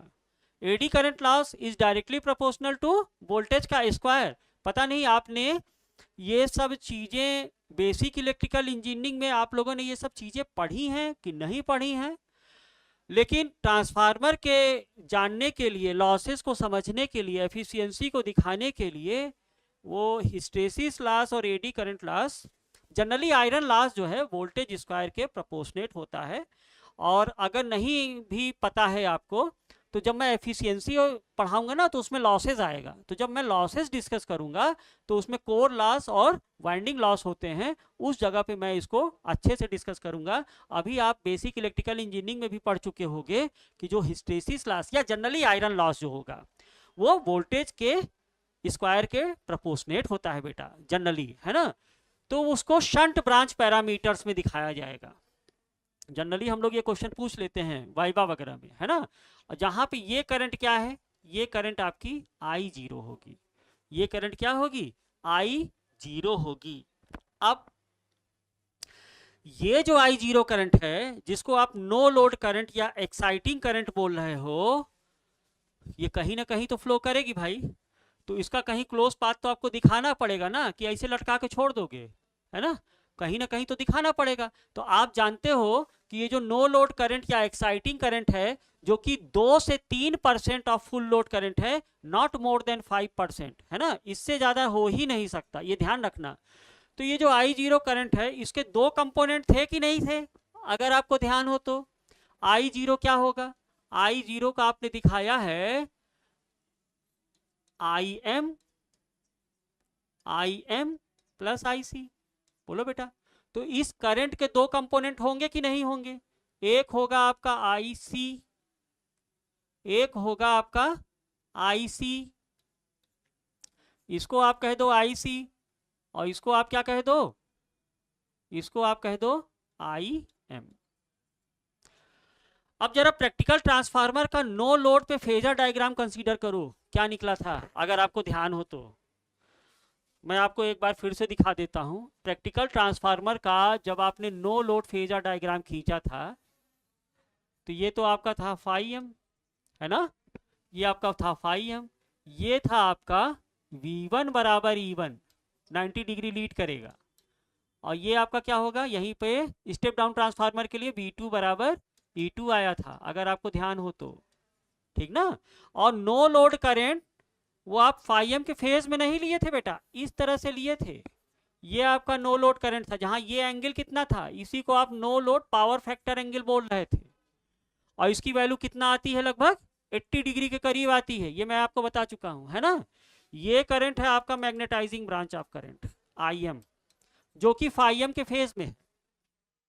और ये जो कौन सी करंट है, ये करंट है आपका आईसी जो कि वोल्टेज के फेस में है। तो आईसी करंट जो होगा वो करंट होगा जो कि इंड्यूस्ड वोल्टेज के फेज में है बेटा। तो आईसी कौन सी करंट है या ऐसा कौन सा इलेक्ट्रिकल कंपोनेंट है, जरा ध्यान से समझिएगा यहाँ पे, ऐसा कौन सा इलेक्ट्रिकल कंपोनेंट है जो वोल्टेज, जिसमें वोल्टेज और करंट सेम फेज में होता है। अब ये तो बहुत सरल सा प्रश्न हो गया, अगर आपको बेसिक्स पता है तो वोल्टेज और करंट हमेशा रजिस्टिव ड्रॉप दिखाता है। जब जिसमें वोल्टेज और करंट सेम फेज में हो जाए उसमें रजिस्टिव ड्रॉप होगा ना, यूनिटी पावर फैक्टर, है ना। तो यहाँ पे जो इक्विवेलेंट सर्किट है आपका आईसी में आप कौन सा कंपोनेंट दिखाओगे, रेजिस्टेंस दिखाओगे। रेजिस्टेंस आपने दिखा दिया, रेजिस्टेंस दिखा दिया, और इसी को कहते हैं कोर लॉस रेजिस्टेंस। क्या बोलते हैं बेटा, आरसी को मैं बोलूंगा कोर लॉस या iron loss component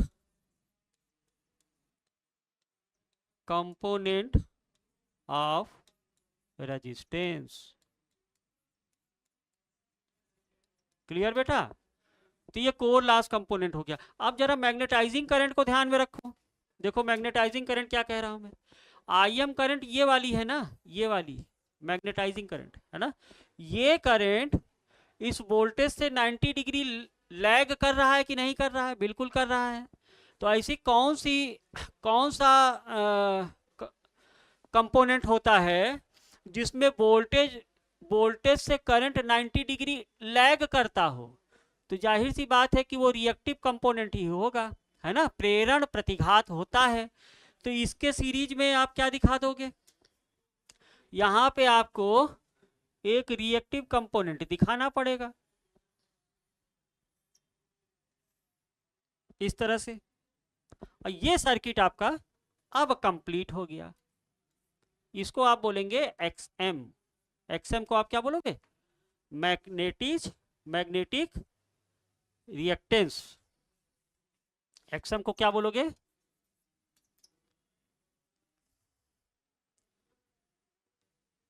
magnetic reactance of transformer.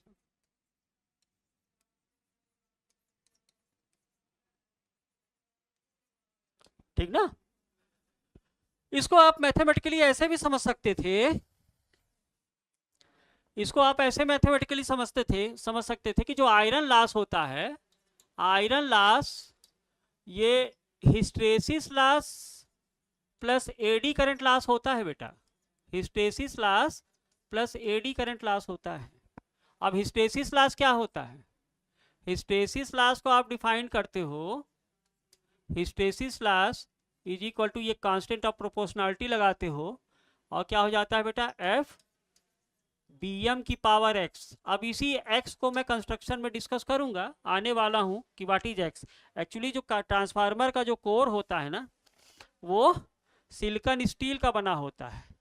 तो इसी को स्टीमेंस एक्सपोनेंट पढ़ा जाता है। जनरली लोग इसको स्टीमेंस कांस्टेंट पढ़ देते हैं, लेकिन आप इसको स्टीमेंस एक्सपोनेंट बोला कीजिए। ये जब मैं अभी इसकी कोर प्रॉपर्टीज बताऊंगा तो उसमें और क्लियर हो जाएगा। एक्स को क्या बोलेंगे, एक्स को बोला जाता है स्टीनमेट्स, STIENMETZ, स्टीनमेट्स एक्सपोनेंट, नॉट कांस्टेंट।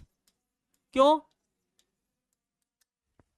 क्योंकि स्टीनमेट्स कांस्टेंट इसको बोला जाता है बेटा।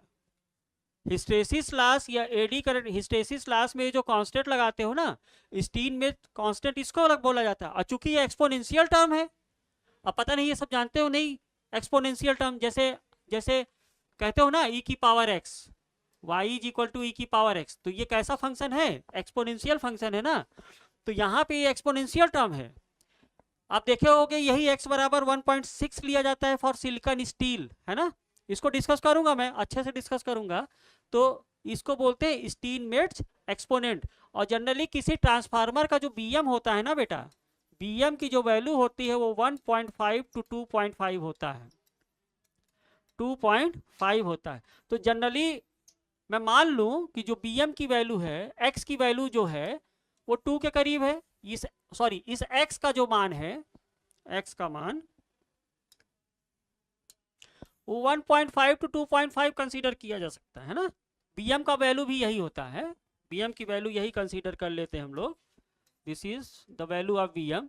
और एक्स की वैल्यू जो है 1.6 होता है, तो इसको मैं नियरली 2 मान लूं, इसको मैं नियरली 2 मान लूं, तो जो हिस्टेरिसिस लॉस होगा, हिस्टेरिसिस लॉस आपका एफ बीएम स्क्वायर हो जाएगा, directly proportional to, this is directly proportional to. उसी तरह एडी करंट लॉस, अब देखो एडी करंट लॉस क्या होता है, एडी करंट लॉस को आप डिफाइन करते हो के E F square BM square T square, जहाँ टी उसका थिकनेस है, और ये दोनों पर यूनिट वॉल्यूम होते हैं बेटा।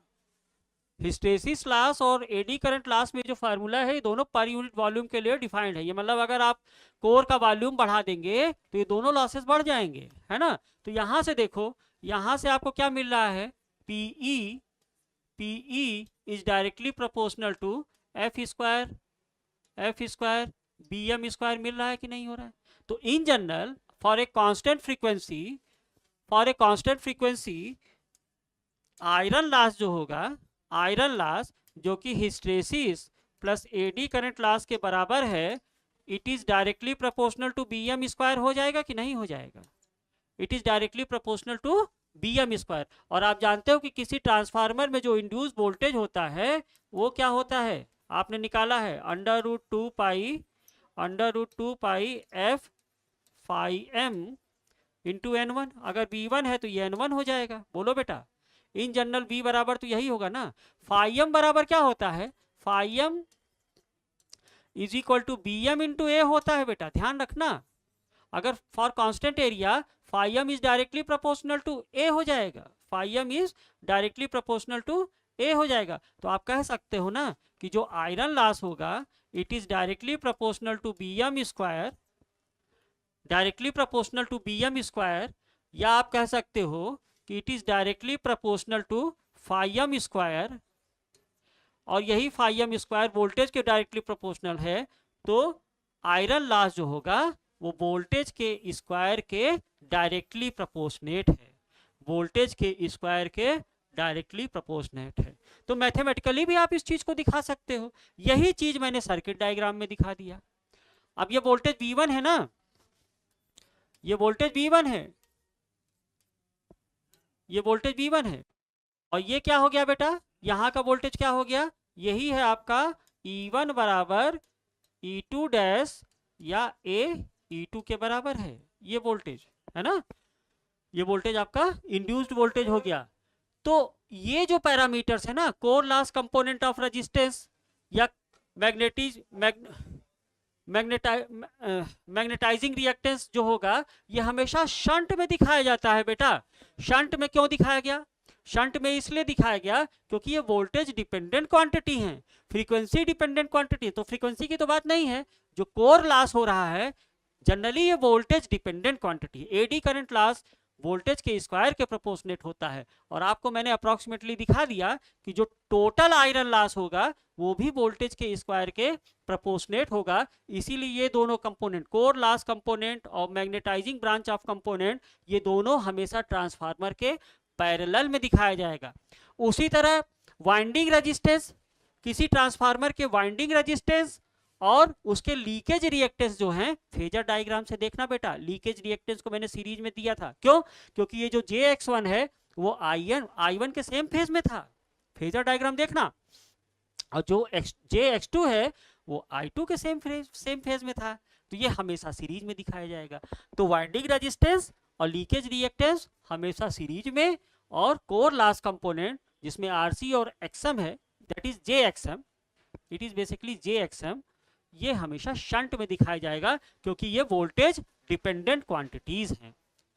तो ये जो फाइनली जो मेरा सर्किट बन गया ना, इसको बोलते हैं टी इक्विवेलेंट सर्किट या एग्जैक्ट इक्विवेलेंट सर्किट। देखो इसके नाम क्या क्या है समझना। ये जो सर्किट मुझे मिला है, इसको पहला नाम बोलते हैं exact equivalent circuit. Exact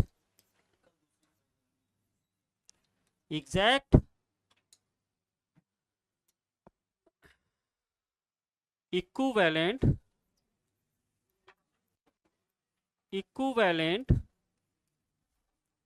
circuit,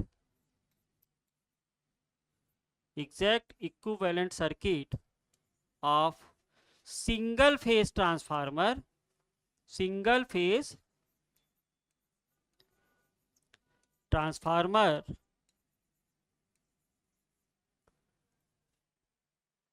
referred to primary side।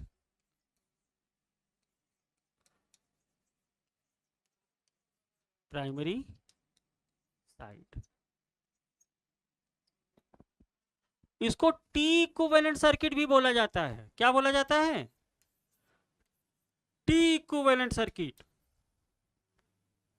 Exact equivalent circuit को टी इक्विवेलेंट सर्किट भी बोला जाता है।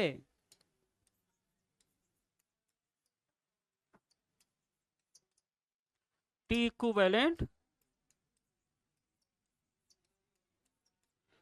सर्किट भी बोला जाता है। देखो इसका शेप टी की तरह है ना, ये टी की तरह दिख रहा है ना इस तरह से, तो टी इक्विवेलेंट सर्किट भी बोला जाता है। या इसी को कहते हैं स्टीनमेट्ज स्टीनमेट्ज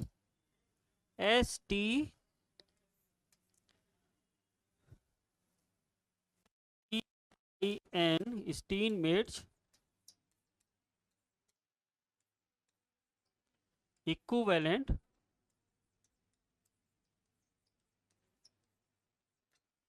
सर्किट। कॉमनली हम लोग इससे डिनोट करेंगे equivalent circuit, exact equivalent circuit. इसको क्या बोलते हैं? Exact equivalent circuit. ये मेरा हो गया exact equivalent circuit. Refer to primary side, अच्छा इसी सर्किट को अगर मैं रिफर टू सेकेंडरी साइड बनाना चाहता तो कैसे बनाता?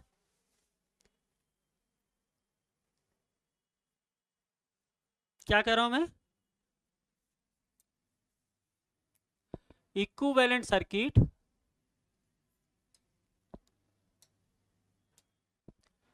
कहां चला? Equivalent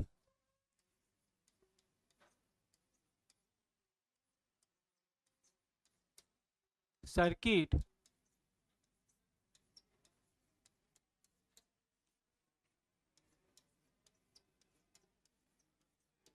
referred to secondary side,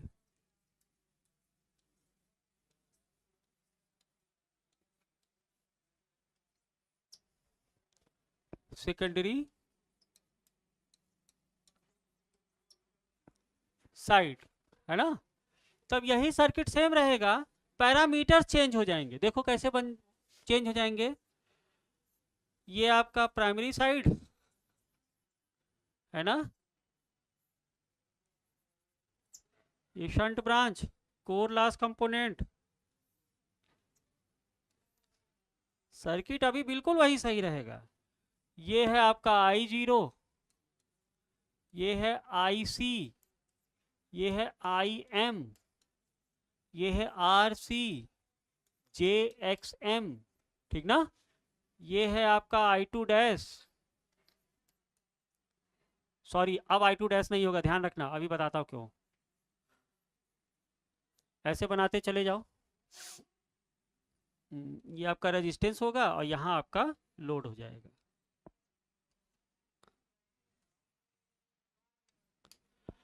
तो सेकेंडरी पैरामीटर्स इसमें नहीं चेंज होगा, रिफर टू सेकेंडरी बोल रहा है ना। तो अब ये हो जाएगा बेटा R1, क्या हो जाएगा? R1 dash JX1 dash. I0 को आप बोलोगे I0 डैश, IC को बोलोगे IC डैश, आई एम को आपको करना पड़ेगा I M dash R C dash J X M dash, है ना।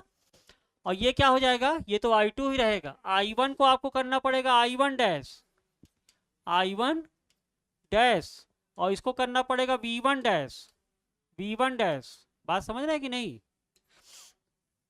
और ये सारे पैरामीटर्स एज इट इज रहेंगे, यानी ये हो जाएगा जे एक्स टू आर टू, और ये जो वोल्टेज होगा ये होगा V2। अब इसके पैरामीटर्स में कोई चेंज नहीं होगा।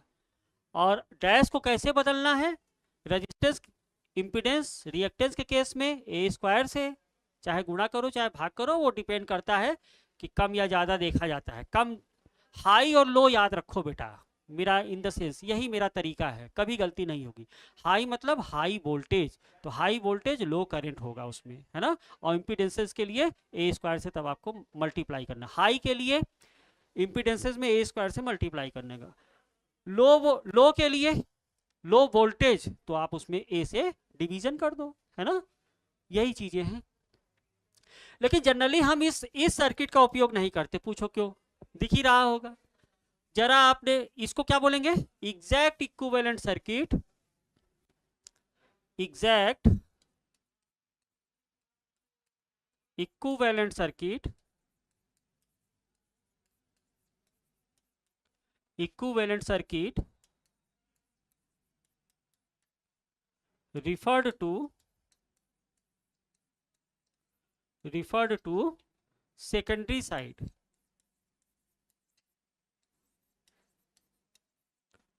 secondary side, है ना, सेकेंडरी साइड। क्यों नहीं करते, देखो अगर refer to primary side circuit को आप लेके चलते हो तो आपको केवल लोड साइड के ये 4 पैरामीटर्स को डैश में कन्वर्ट करना पड़ेगा। लेकिन आप रिफर टू सेकेंडरी साइड लोगे, ये रिफर टू प्राइमरी है, हाँ, रिफर टू सेकेंडरी साइड लोगे तो ये जो शंट ब्रांच के पैरामीटर्स है ना, इनको भी आपको चेंज कराना पड़ेगा। तो आपका कैलकुलेशन बढ़ गया, पहली चीज तो, है ना। चीजें वही मिलेंगी, तो क्यों हम रिफर टू सेकेंडरी जाए, हम रिफर टू प्राइमरी चले जाते हैं, जिससे कि हमारा कैलकुलेशन ईजीएस्ट वे में आवे, है ना। और जो भी काम कराते हैं हम वो लोड साइड से कराते हैं। एक रीजन ये भी है जो आगे बताऊंगा मैं। तो यहाँ इजी टू कैलकुलेट हो जाएगा, तो रिफर टू प्राइमरी साइड ही हम एग्जैक्ट इक्विवेलेंट सर्किट को बनाने की कोशिश करते हैं, यानी इस सर्किट का सहारा हम लोग लेते हैं पैरामीटर्स निकालने के लिए। अब एग्जाम में कोई कहते नहीं भाई रिफर टू सेकेंडरी करो, तब तो मजबूरी है, तब तो करना ही पड़ेगा बेटा, तब आप रिफर टू सेकेंडरी कर देना, क्लियर ना, तब आप सेकेंडरी कर देना, ठीक ना।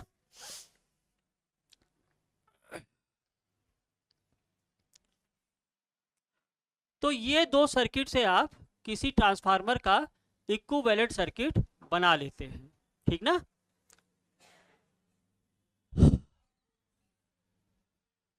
अब इसका थोड़ा सा आप देख लीजिए कि अप्रॉक्सीमेट इक्विवेलेंट सर्किट क्या होगा।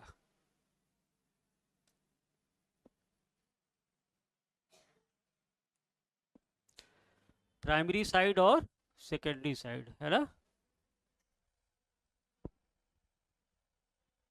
थोड़ा सा अप्रॉक्सीमेट इक्विवेलेंट सर्किट देखें, अप्रॉक्सीमेट इक्विवेलेंट सर्किट देखो,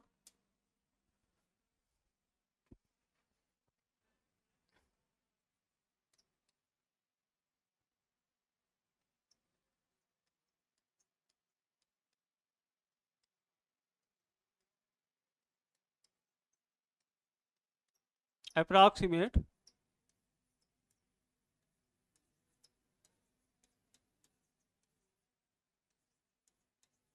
इक्विवेलेंट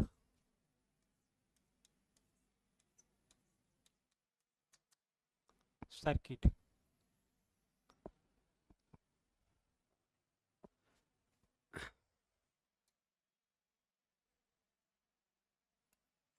देखो बेटा इसको समझिए, ये है आपका exact equivalent circuit,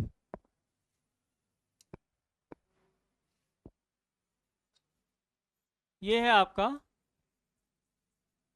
exact equivalent circuit. मैं थोड़ा जल्दी जल्दी बना दे रहा हूँ।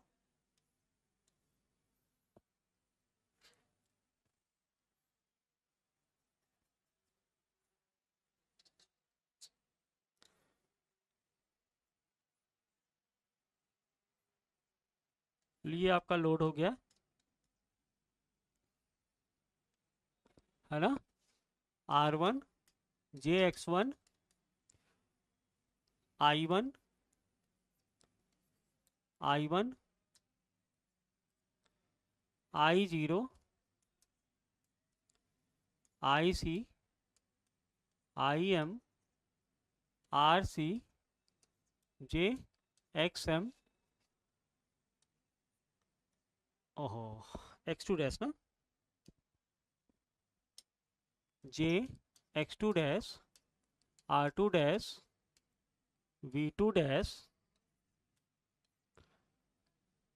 V2 डैश और ये आपका E1 is equal to E2 dash हो जाएगा। जरा ध्यान दीजिएगा,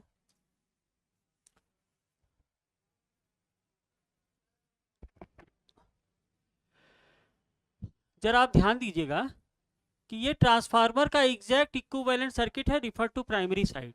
समझ लो इस बात को। यहां पे जो करंट जा रही है उसको नो लोड करंट आप लोग बोल रहे हो, और चूंकि I0 जो है, I0 की जो वैल्यू है I0 is equal to 2 to 3% of IFL है। बोलो बेटा, नॉट मोर देन 5% है ना। तो इसमें तो ऑलरेडी बहुत करंट जीरो जा रहा है। फुल लोड के कंपैरिजन में इसमें केवल 2% या 3%, मोस्ट प्रोबेबली 5% करंट जा रहा है। तो 5% 2% करंट फुल लोड करंट का बहुत कम पोर्शन हुआ। एक बात मेरी याद रखना बेटा, हम लोग अप्रॉक्सीमेट में जीते हैं, एग्जैक्ट में नहीं जीते। जैसे कि मेरी बात याद रखना, it is indication of healthy mind not to seek exactness when an approximation is possible. हम पाई का मान आज भी 3.14 या 22/7 से काम चला लेते हैं। हम एकदम दशमलव के 5 स्थान 10 स्थान तक नहीं जाते बेटा। हमारा काम 3.14 से ही चल जाता है ना। तो जब इस फुल लोड करंट का ये केवल 2 से 3% भागी है, तो 2 से 3% की वैल्यू क्या है फुल लोड करंट के आगे। तो हम लोग इसको हटा सकते हैं, क्योंकि ये हमारे सर्किट पैरामीटर्स को बहुत डिस्टर्ब कर रहा है ना। तो इस ब्रांच को क्या सोचा गया, स्टीनमेट्स ने क्या सोचा कि ये जो यहाँ मिडिल पोर्शन में शंट ब्रांच पैरामीटर्स लगा हुआ है ना, इसको हम एकदम पहले कर दें। इससे हम एकदम पहले कर दें। क्यों कर दें? क्योंकि 2 से 3% करंट ही तो इसमें फ्लो कर रहा है। और R1 ड्रॉप कितना हो रहा होगा? मान लीजिए किसी ट्रांसफार्मर में जो रेजिस्टेंस ड्रॉप होता है बेटा वो 1%, इससे ज्यादा नहीं होता। तो 1% पूरी वाइंडिंग के लिए, तो इसमें तो आधा ही परसेंट होगा, 0.5%। मेरी बात समझ रहे हैं कि नहीं समझ रहे हैं? तो इस ब्रांच को हमने हटा के, कहां रख दिया? यहां रख दिया, ठीक ना। क्या किया हमने?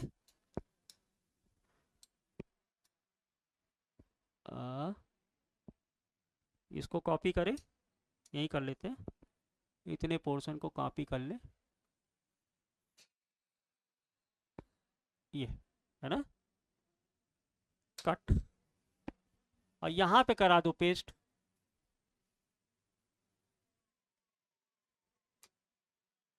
है ना। इसको आप रख दीजिए यहाँ, ठीक ना बेटा, यहाँ पे रख दीजिए, बाकी सब सेम रहेगा।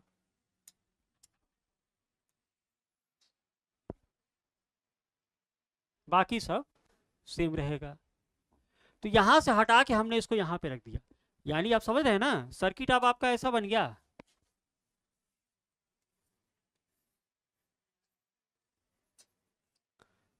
इस तरह से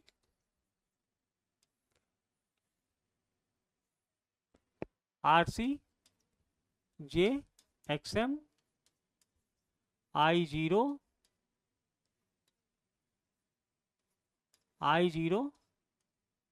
ये आपका क्या हो जाएगा? देखो ये हो जाएगा R1 JX1 R2 JX2 dash R2 dash, है ना, और ये कुछ ऐसा चला आएगा, ये आपका V1 हो जाएगा, दिस इज V1,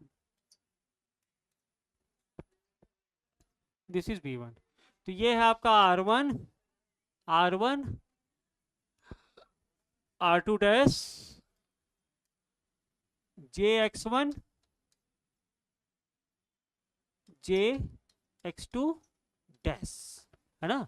ये करंट अभी भी I2 डैश होगी बेटा, ये करंट अभी भी I2 डैश होगी, और ये I0 होगा जो कि 2 से 3%, नॉट मोर देन 5%, ये I0 का मान इतना होगा। तो आप देखो अब ये सारे ब्रांच सीरीज में चले आए ना, ये सारे ब्रांच आपके क्या हो गए, सीरीज में चले आए। तो अब आपका एग्जैक्ट अप्रोक्सीमेट इक्विवेलेंट सर्किट क्या हो जाएगा, इसी में दिखा दूं बेटा। इसको आप क्या लिख सकते हो, इसको आप हटा दो, इतने पोर्शन को आप हटा सकते हैं, यहां से यहां तक, बोलो, मैं हटा देता हूं। आप एग्जाम में बिल्कुल इसको बनाइएगा, दिखाइएगा एग्जामिनर को। हाँ, यहां पे मैं एक सिंगल रजिस्टर रख देता हूं,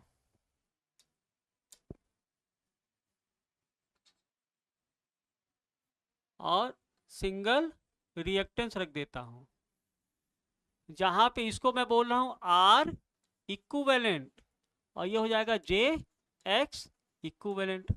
जहां देखिएगा आर इक्विवेलेंट को क्या होगा, आर इक्विवेलेंट ये हो जाएगा आपका R1 प्लस R2 डैश, नहीं हो जाएगा, और एक्स इक्विवेलेंट की वैल्यू क्या हो जाएगी, एक्स इक्विवेलेंट ये हो जाएगा X1 प्लस X2 डैश। बात समझ में आ रहा है कि नहीं। तो ओवरऑल सर्किट आपका ये हो गया।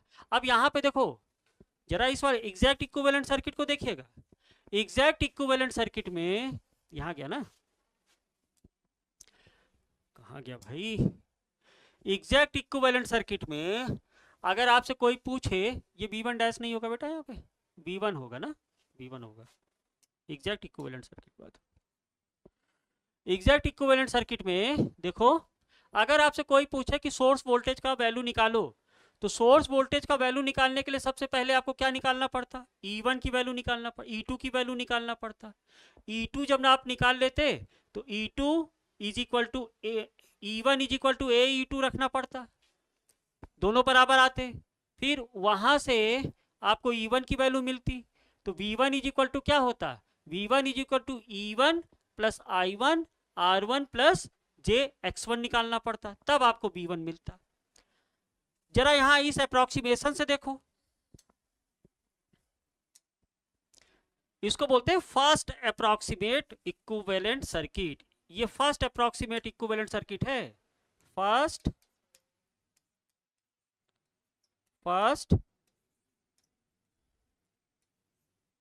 अप्रोक्सीमेट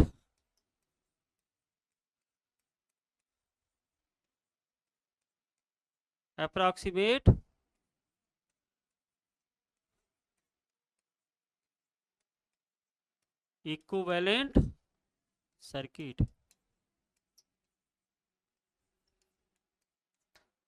अब यहाँ I0 को तो आपने निगलेक्ट कर दिया ना बेटा, तो अगर अब आपको V1 निकालना पड़े तो आप V1 कैसे निकालोगे, V1 इज इक्वल टू क्या हो जाएगा, देखो यहाँ पे V1 हो जाएगा, V1 इज इक्वल टू ये आपका V2 डैश है ना, this is your V2 dash, सीधे निकालो V2 डैश, और V2 डैश क्या है, AV2, V2 dash plus I2 dash, इसको बोल दो आप Z इक्विवेलेंट,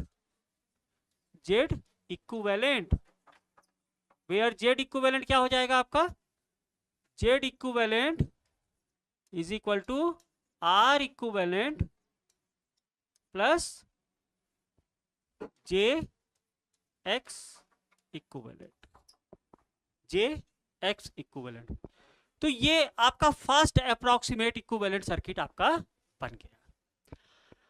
अब दूसरी बात, अगर आप ये आ जाओ कि ये 2 से 3% ही तो है भाई, तो ये 2 से 3% आपका क्या बिगाड़ लेगी with comparison to full load current, है ना? तो बाहर करो, इसको हटा दो।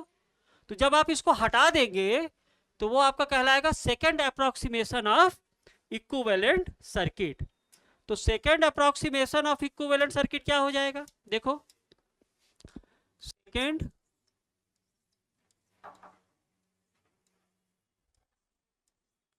अरे यार ये चल नहीं रहा है।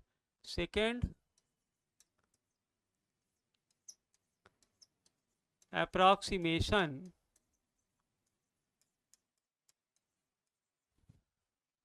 of equivalent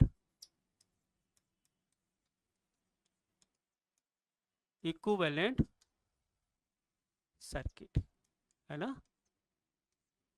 second approximation of equivalent circuit. इसमें थोड़ा सा लिख देना, क्योंकि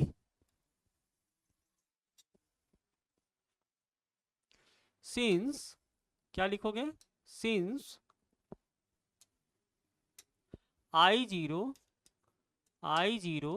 is 2 to 3%,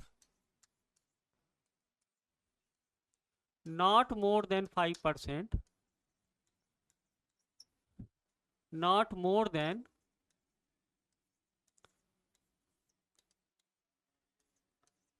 5%, so that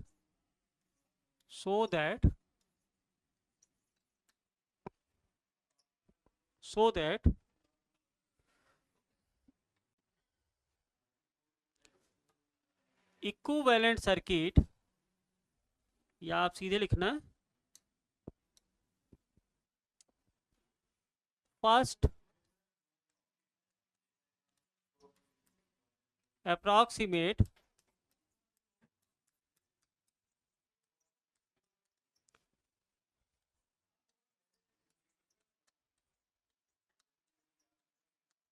equivalent circuit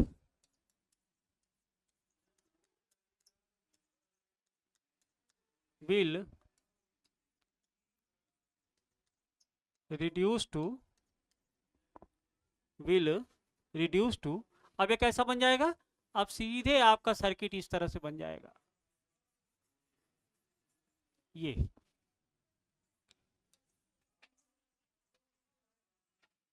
ठीक ना?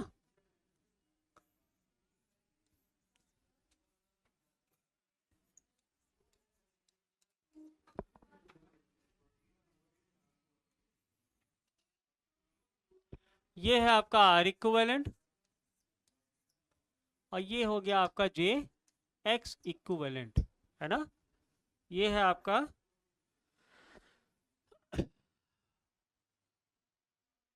V2 डैश ही मानो सीधे, है ना?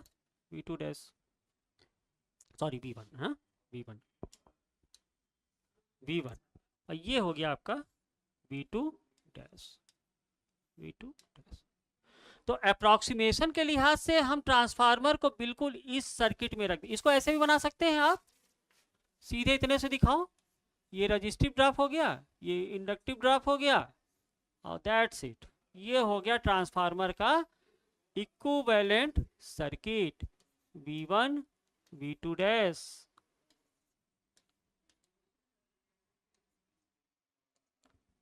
V2 डैश और ये V1, ये हो जाएगा R equivalent J X equivalent. तो इसको आप बोलोगे, इसको आप बोलेंगे क्या, second approximation of equivalent circuit, second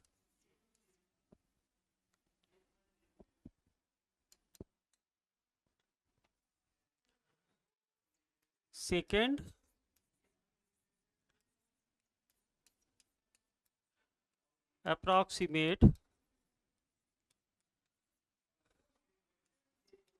equivalent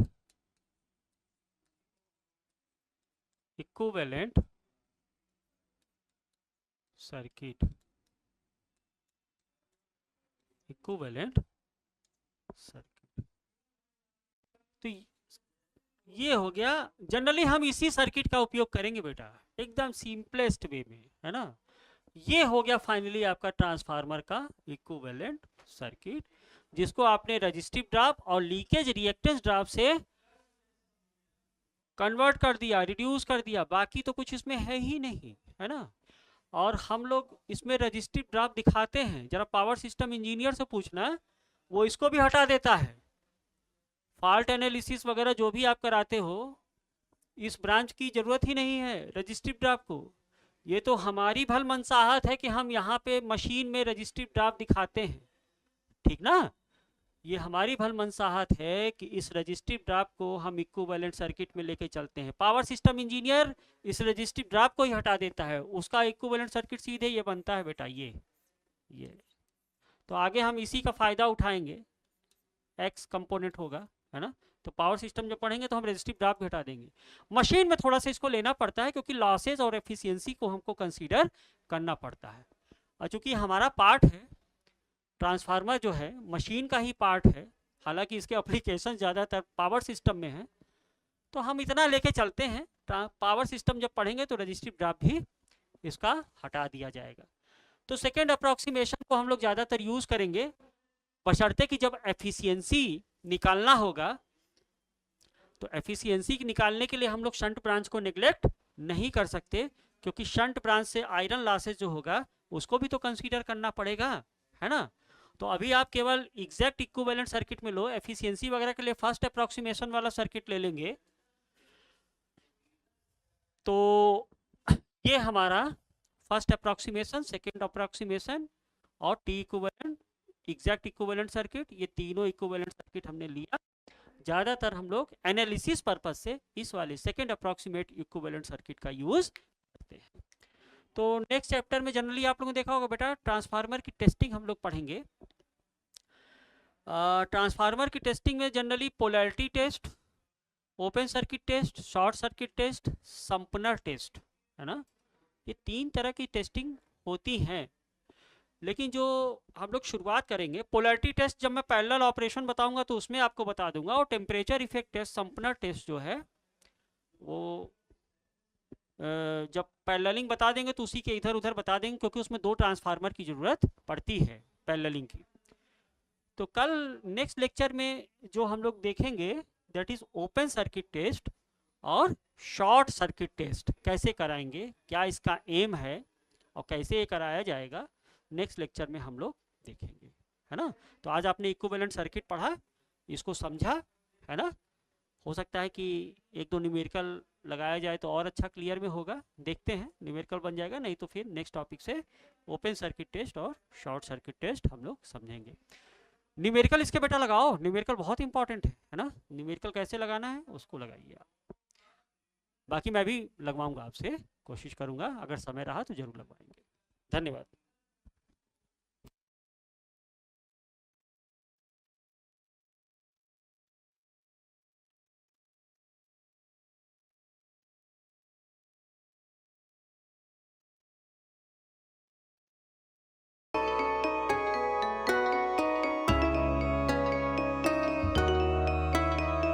Excellent Vision Technical Academy. Excellent Vision online app Google Play Store से download. Branch office plot number 198, house number 504 by 398. Mobile 945495100370802452228960528475.